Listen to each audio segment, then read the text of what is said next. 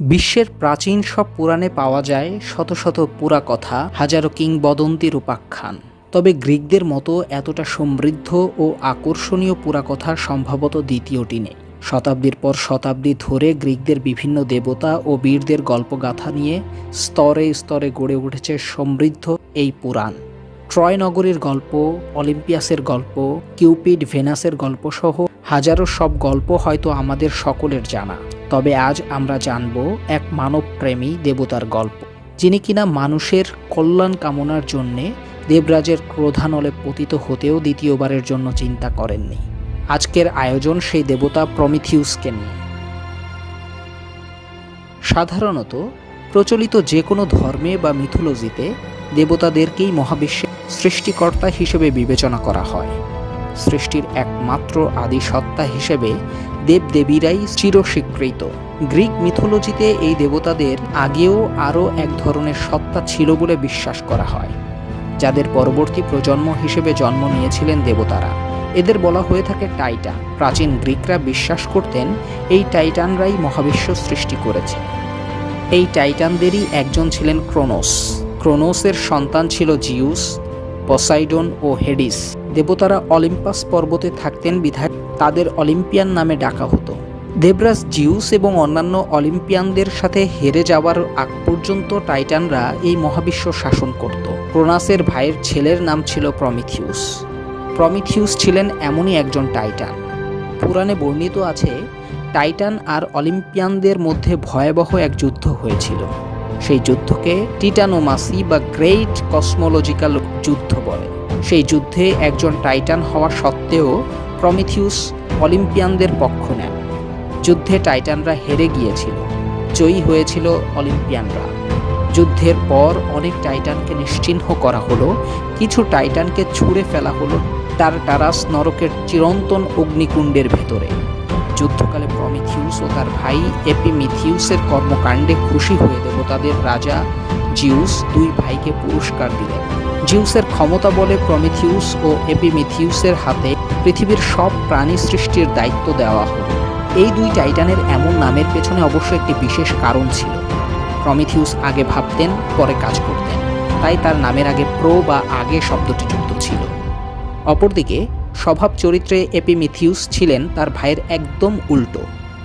Epimetheus হুটহাট সিদ্ধান্ত নিয়ে আগে ভাগে কাজ করে ফেলতেন, পরে ভাবতেন, তাই নামের মধ্যে আছে এপি বা পরে। বোঝাই যাচ্ছে সিদ্ধান্তগত জায়গা থেকে এপিমিথিউসের চেয়ে প্রমিথিউস এগিয়ে আছেন। পৃথিবীতে এসে প্রমিথিউস ও তার ভাই বিভিন্ন স্থানের মাটি দিয়ে বিভিন্ন প্রাণী বানানো শুরু করেন। আগেই বলা হয়েছে প্রমিথিউস আগে ভাবতেন, পরে কাজ করতেন, তাই তিনি এপিমিথিউসের মতো সাধারণ পশু পাখি না বানিয়ে আরও বড় পরিকল্পনা করতে লাগলেন। পৃথিবীর সবচেয়ে উৎকৃষ্ট মাটি দিয়ে এবং স্বচ্ছ পানিতে সেই মাটি গলিয়ে নতুন এক প্রাণী বানাতে শুরু করলেন এবং তাদেরকে দেবতাদের আকৃতি দিলেন। প্রমিথিউস নতুন সৃষ্টির নাম দিলেন মানুষ। মানুষ বানানো হয়ে গেলে প্রমিথিউস গেলেন অলিম্পাসে। জ্ঞানের দেবী এথেনাকে অনুরোধ করলেন তার নতুন সৃষ্টিতে প্রাণ দান করার জন্য। প্রমিথিউসের অনুরোধে মর্তে আসলেন দেবী এথেনা। এসে নির্জীব মানব দেহে ফু দিয়ে তাতে প্রাণ সঞ্চার করলেন। এভাবেই মানব সভ্যতার সৃষ্টি হলো। দেবতার আকৃতিতে এই নতুন সৃষ্টিকে ভালোভাবে নিতে পারেননি জিউস, কিন্তু প্রমিথিউসকে তার কাজে বাধাও দিলেন না। মানুষ তৈরির পর জিউস এবার প্রমিথিউসকে বললেন এই সৃষ্টিরা দেবতাদের আরাধনা করবে এবং সৃষ্টির জীবদের মাঝে এরাই হবে সবচেয়ে উন্নত। তবে একটি শর্ত দিয়ে দেয়া হলো, তা হচ্ছে মানুষ নিজেরা খাদ্য হিসেবে গ্রহণ করে এমন প্রাণীদের বিভিন্ন দেবতাদের নামে উৎসর্গ করতে হবে এবং উৎসর্গের পর অবশিষ্টাংশটুকু শুধুমাত্র মানুষের জন্য থাকবে। মূলত এই শর্ত দিয়ে জিউস দেবতাদের শ্রেষ্ঠত্ব বজায় রাখার চেষ্টা করেছিলেন। দেবতাদের কতটুকু উৎসর্গ করতে হবে এবং কতটুকু মানুষের ভাগে থাকবে তা নির্ধারণ করার জন্য মিশন নামক স্থানে এক অনুষ্ঠানের আয়োজন করেন প্রমিথিউস। এই অনুষ্ঠানটি গ্রিক মিথোলজির অনন্য একটি ঘটনা। এটি ট্রিক্যাট মিশন নামে পরিচিত।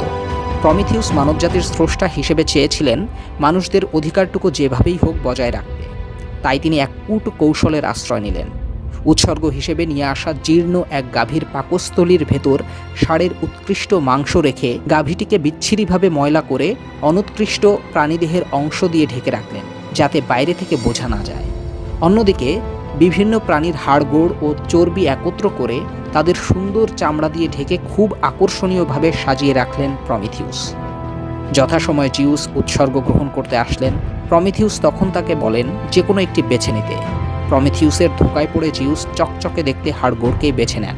তখন থেকে এটাই নিয়ম হয় যে মানুষ প্রাণী উৎসর্গের পর মাংস রেখে দিয়ে চর্বি ও হাড়গোড় আগুনে পুড়িয়ে দেবতাদের উৎসর্গ করবে। প্রমিথিউসের চালাকি বুঝতে পেরে জিউস প্রচণ্ড ক্ষেপে যান এবং মানবজাতি যাতে দেবতাদের কিছু উৎসর্গ করতে না পারে সেজন্য জিউস পৃথিবী থেকে সব আগুন তুলে নিয়ে যান। মানবজাতির স্রষ্টা প্রমিথিউস এতে উদ্বিগ্ন হয়ে পড়েন, কারণ আগুন ছাড়া মানুষ বাঁচতে পারবে না। উৎসর্গ তো দূরে থাকুক, প্রমিথিউস সিদ্ধান্ত নেন তিনি হেফাস্টাসের কর্মশালা থেকে আগুন চুরি করবেন। তাই তিনি অলিম্পাস পাহাড়ের চূড়ায় উঠে হেফাস্টাস ও অ্যাথেনার কারখানা থেকে আগুন চুরি করে আনলেন। তিনি একটি ফাঁপা খোলকের মধ্যে আগুনের শিখাকে লুকিয়ে নিয়ে নিরাপদে লোকালয়ের মানুষের কাছে এসে মানবজাতিকে পুনরায় আগুন সরবরাহ করলেন।